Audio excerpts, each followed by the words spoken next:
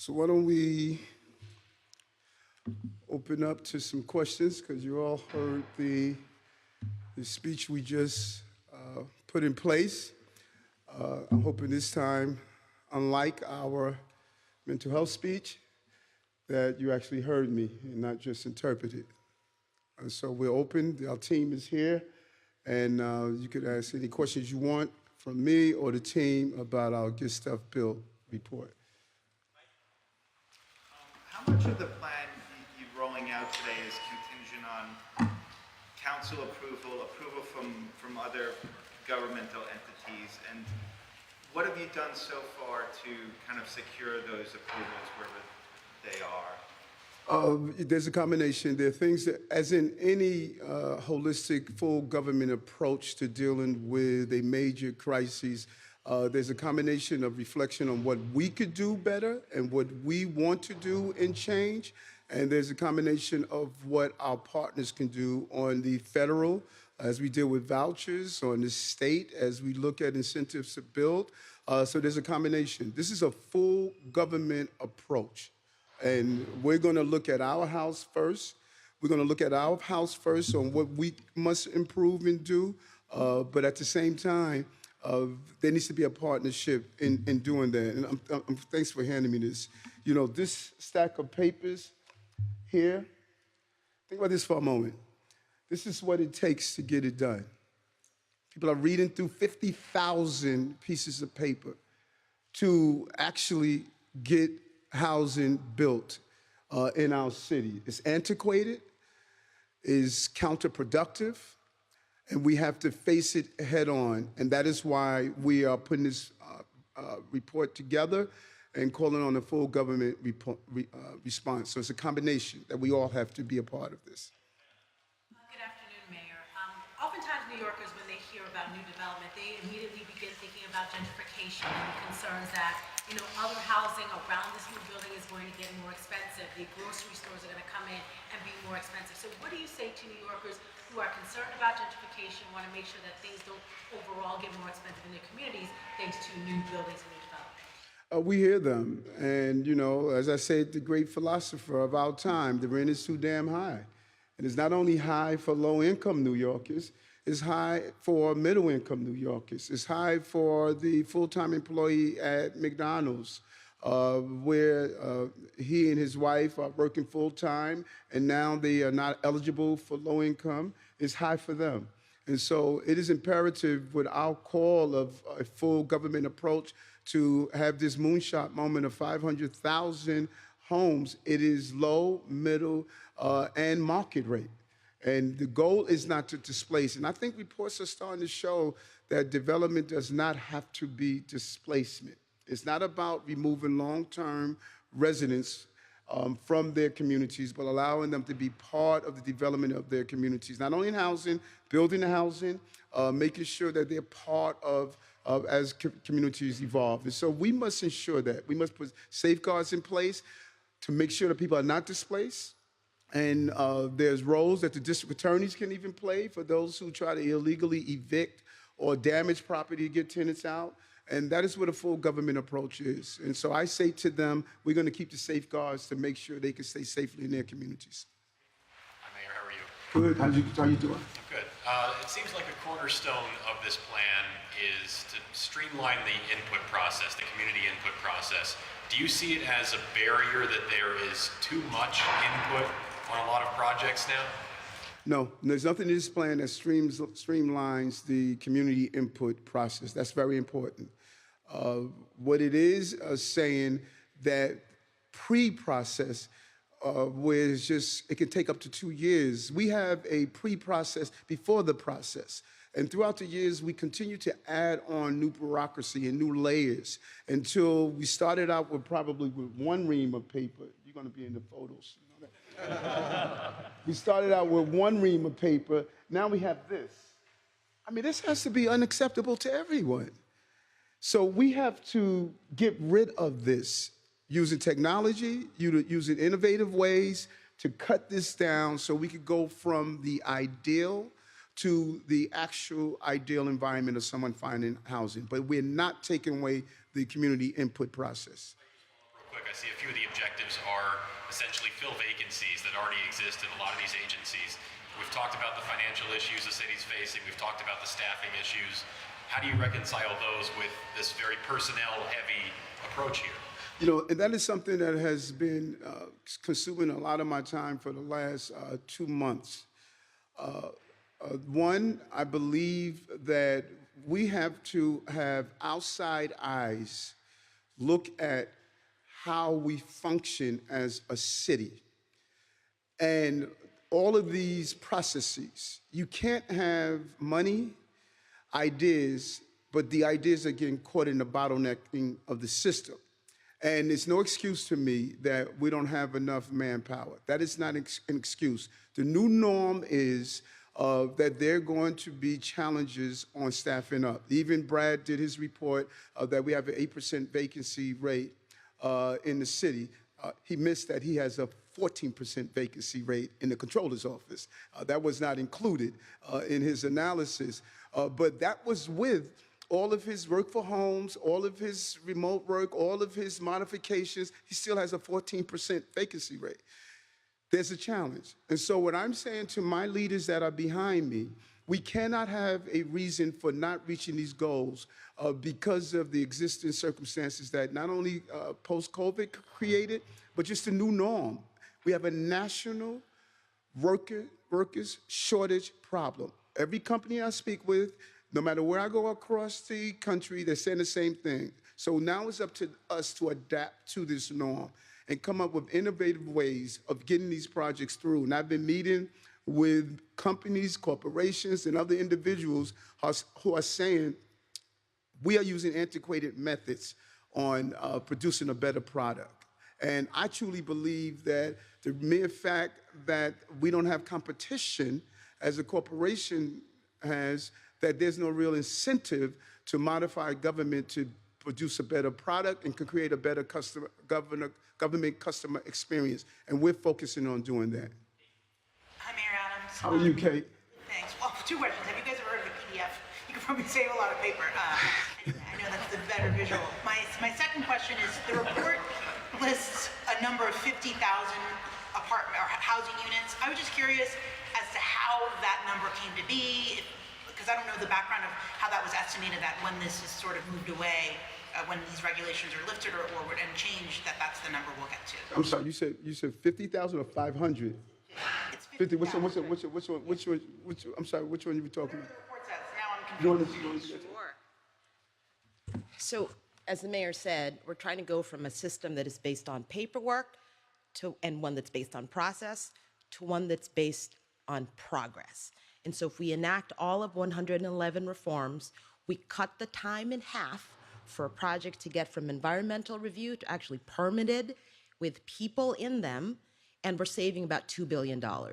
What that unlocks, if we can build as fast as we want to through this plan, are 50,000 additional new homes over the course of the next decade. So those are 50,000 homes that we otherwise would create after a decade because our process is so slow and costly and frankly a little Kafkaesque, and that's what we're trying to change. To be clear, the regulations unlocks the money that will then fund 50,000 additional. The regulations, a lot of these projects are built, of course, by private developers, not-for-profit developers, MWBEs. It would otherwise take them, if it takes them 6 years to get a project from start to finish, our goal here is to cut that in half. And so that means those units come online for New Yorkers 50% faster. And that's an additional 50,000 within the 10-year period of new homes that we've added to our housing supply. And there was a 500,000 number. Yeah, because I was confused. There was a 500,000 number. I'm curious where that came from as well. Which one was that? Oh, okay, yeah. I'm happy to do that. So 500,000, it is a moonshot. I believe we can get there. As the mayor said, we added 800,000 people to the city in like the last decade, only 200,000 new homes. So how can we not just recover from this pandemic, but prosper into the future and meet both population and economic growth if we don't at least double that? So the doubling of that, the 500,000, is the moonshot that we are putting out there. And it is truly a call to action. And to get there, we need to build faster, which is the blast report. We need to build everywhere, all of the work on land use and zoning. And we need to build together, which is why we're calling on our federal and state partners to join us, and city council, of course, to join us in this effort. Kate, and I say to the team all the time, I don't know if he said it or if it's attributed to him, Henry Ford. He said, if I would have asked people, they would have told me how to build faster horses. And he was thinking about a car. We have too many fast horse thinkers. We would have not have known that, we would have had this thing called Zoom if it wasn't for the pandemic.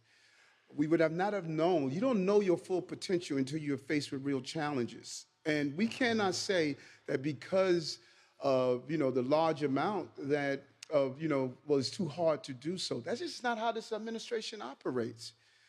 We have to push ourselves. Here's the challenge.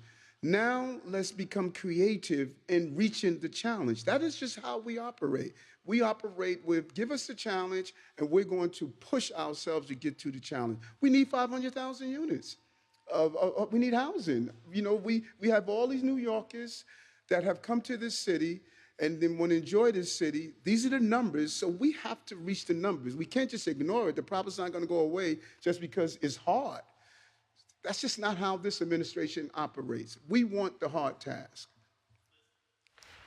I wanted to ask about that 500,000 number. It's very ambitious, very aggressive. Yes. How are you going to reach it without 421A, which was a tool that your predecessor had for most of his years? And we might be entering a recession or a period of slower growth. So those are two very big challenges, right, to 500,000. Do you see if there's a way that the state legislature can revive 421A? Do you need it? Well, and part of the report that we have here points out that we need the legislative body to look at incentives to repair existing properties and housing and to incentivize building more houses. That is part of the component. It goes back to Michael's comment that this has to be a full government approach. So we need to find ways, whatever the hurdles were with 421A and 421W, whatever those hurdles were, let's find ways to get over them so we can incentivize private industries building and even our faith-based leaders that we are partnering with to build as well. Hi, Mr. Mayor. How are you? Are you concerned at all that speeding up the process could lead the city to miss or ignore legitimate environmental or building code issues? No, not at all, particularly with the smaller units. We have to constantly ask ourselves, why are we doing something? We know the smaller development units are not impacting the environment. Are we just doing it because it feels good and it's a good soundbite? No, we got to stop just doing things because it sounds good or feel good. It doesn't have a major impact, and that is what we're focusing on when it comes down to those environmental issues. Mr. Mayor, Yes. you laid out the number of 500,000. The city did 200,000 in the previous decade, and provided all your changes go through, you get that number to 250,000. You're still short by half. How do you close that gap? To sort of follow up on Liz's question, what do you need from the council to close the gap? What do you need from Albany to close the gap? What's on your wish list? And we laid out very specifically, when you read the report, you're going to see the specific items that we laid out on what we need, both from the council, both from Albany, and what we have to do here. It's not only what the federal government, Albany, and the city council, but we have to do a reflection on ourselves. We have to say, what can we do better? In getting this done. And that's why we put in the challenge here. So it's a combination, and it's all laid out here in the report to say specifically what we need from each one of them.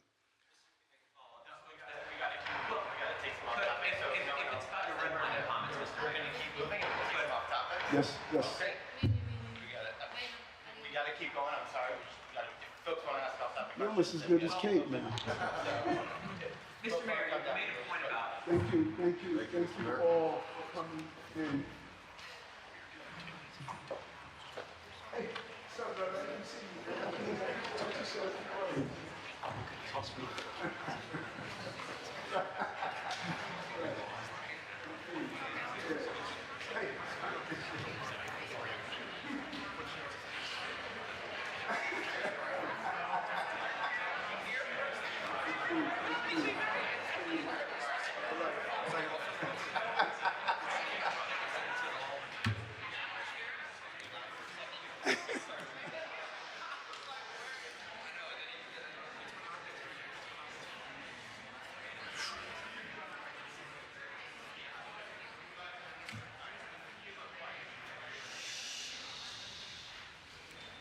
Mayor, any plan to stop the building of the ghost apartments in the city? The ghost apartments, when you say the ghost apartments, help me understand. The landlords hide the apartments and not rent. We know that there is many thousands of apartments that are not rented right now. Well, I would need to drill in to find out exactly what they are, and if they are illegal, everything, a combination from the Department of Buildings to our human rights, we will focus on any illegal conversions, any illegal housing, and any way people are preventing people from getting housing. Hi, Mayor. Gregory Courtney from Bloomberg News. How's it going? Good. I want to ask you about jobs. You promised to create 70,000 jobs in your first year. You've exceeded that, but the last jobs report had the city losing jobs month over month for the first time since early in the pandemic. So are you concerned that New York City, given the sectors of the economy that it relies on, might feel recession earlier and deeper than the rest of the country? And what do you plan to do? Well, there is an interesting dynamic that is happening around employment and jobs. As you stated, we focus on job creation. We were moving in the right direction, and we got to continue to do so. And every day, new industries are opening. Our startups are growing here in the city. The more we increase our tourism potential, is going to open up a major job employee market. We are in a very unique place around employees being number one in workforce and number two doing remote working. We're going to continue to do the things that have worked for us and continue to grow our employment pool in the city. Mr. Mayor Howard, is What's the happening? council bill that prevent landlords from doing background checks and prospective tenants? Mm-hmm. Is that bill that you support? In concept. But I'm always concerned about public safety. I want to be clear that the bill reached the exact desired results. No one should be denied housing based on their records, but I want to make sure residents in apartments, in buildings, in rentals, in the small units, that they get the protection that they deserve. I am focused on, I'm a big supporter of having a look-back period to allow a person to clean their record. There's some bills in Albany that's doing that now, but I'm just not a blanket support of it. I want to make sure that particularly those who participated in violent crimes, we need to respect the safety of people who live in buildings, and sometimes we ignore that, and I don't believe that. Mr. Mayor, there seems to be a growing effort in Albany this next session to talk about reparations. It's something California has worked on. They came up with a number. Some lawmakers in Albany think this could gain some traction. Wanted to see what you think of that idea of reparations, of looking back at the echoes of slavery and, some kind of payment or compensation for people of color. I support it. I think it's long overdue. I think we need to zero in on some of those corporations and companies that the foundation of their wealth came from slavery. And I commend those lawmakers in Albany that are looking at this because I believe it's long overdue. It's something that I supported for many years. I would say around about 30 years I've supported that we need to look at. This country was built on free labor. And we are who we are because of that free labor. And that free labor destroyed the foundation of African Americans that worked on plantations, made cotton king, the tobacco industry, many of the banking industries. A lot of these industries are where they are because of it, and government has an obligation to deal with that. And I'm 100% supportive of what they're doing. Mr. Mayor, I wanted to go back to the housing announcement. With the 500,000 number, I know in the summer when you unveiled your housing plan, you got a lot of criticism for not having a number, but you kind of stood by that. Why the decision now to come out with such an ambitious number? And also, are you rethinking appointing a deputy mayor of housing since this is becoming so central to your agenda? Let's peel that back. The latter part of your question, no, I'm not rethinking. The second part, the first comment, I'm criticized all the time. It's part of the game, but I turn out to be right many times. And we were pointing out the affordable units. Many of the advocates, professionals, and people who analyze affordable housing stated one of the big problems that we were making is counting units, not ensuring the affordability of it, and actually people inside the units. We said we're not doing that. Our success is not going to be based on the number of units we have, but how many people we place inside and how affordable it is. The call today of that 500,000 moonshot is saying not only affordable, not only middle income, but even market. We need more housing. We don't have enough housing to fit the population that we have. Mr. Mayor, may I ask about your mindset and approach when it comes to community outreach? Because a lot of the slowing of the process of building housing does come from resistance in the communities. Are you thinking about listening towards, or is it a messaging from the top that this is going to happen and needs to happen? Well, there's a predetermined amount of time for community boards, for community input, for borough president. That's a solid amount of time that it must go through the process. That preconditioning, which is an open window, is really problematic. And so we want to put out a very loud and clear full government approach to this by telling communities, as we indicated in the speech today, that we can no longer have the thought process, not on my block, not in my neighborhood, not in my community. We have to say, we must house all our neighbors. And that must be the full approach. And those communities who have historically stated they don't want any building in their community, we have used different methods to keep people out. We can't do that anymore. You're looking at candidates for rat czar. Yes. You want the job? It pays pretty well. And a lot of people I know sound like they're interested. But are you guys gonna be asking them, how to better mitigate the situation at your Bed-Stuy pad? I mean, what's going on there? All over the city. I think that I'm not sure where you live at, but trust me, you got rats. Don't think for one moment that you are excluded. Upper East Side, Upper West Side, rats are everywhere. I hate rats. I'm scared of them. And when I see one, I think about it all day. And so I am fixated on killing rats. And so on my block, whenever I, go over to visit the brownstone, I see one scurrying down the block, it's a problem. I don't know who in here, if you're not scared of rats, you're my heroes. Then you can be the rat czar. So yes, on Lafayette Avenue, on Franklin Avenue, wherever there are rats, we want the rat czar to go. And what's lost is that, let me tell you how scared I am of rats.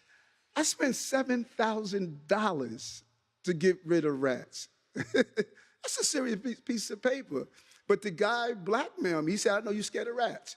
But seriously, it's a problem. I don't want rodents running around the city. $1,000. What did that actually Because I went up and down the block. I helped other places. Some tenants were not cooperating, and he came in, did a real analysis, and he did a good job. But not every New Yorker can pay that dollar amount because they may not be as frightened as I am. I'm terrified of rats. We saw you were at former Governor Cuomo's birthday party. What made you decide to go, and how was it? Well, I like birthday parties. I like birthday parties. You get a chance to socialize. There was some good group of people in there. I was invited, so I popped in. I think we did 6 or 7 events that night, and that was one of the events. And I stopped in, wished them a happy birthday, and then I bounced, kept it moving. Mr. Mayor, 2 Brooklyn-related questions, one Yes. on topic and one off topic. Yes. Off topic. No, you asked my question, and then Everyone else gets No, one. you asked my question. I'll beg some forgiveness, Mr. Mayor. On topic and off topic. Off topic, should Tish James be trusted to investigate Tish James?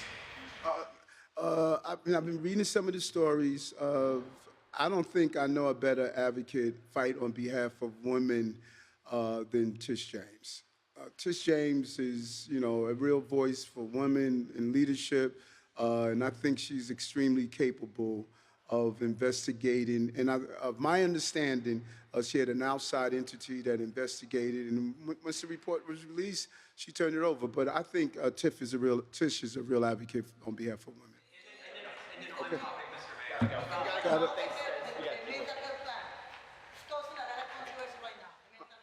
I'm sorry. Mr. Mayor. Yes. Right now, the hospitals are ready to receive all the people that are trying to be removed from the street and it's causing some risk for people. Is there a place for the people? Yes, yes. The no one that has a mental health illness is being turned away from our hospitals or being turned away when we bring them if they are in a place that they are in danger to themselves or others because they can't reach their basic needs. And we're going to continue to expand. And this is one of the moments. We know the challenge. We know how big this challenge is. So people who criticize what we're doing, then they're saying they want to support the status quo.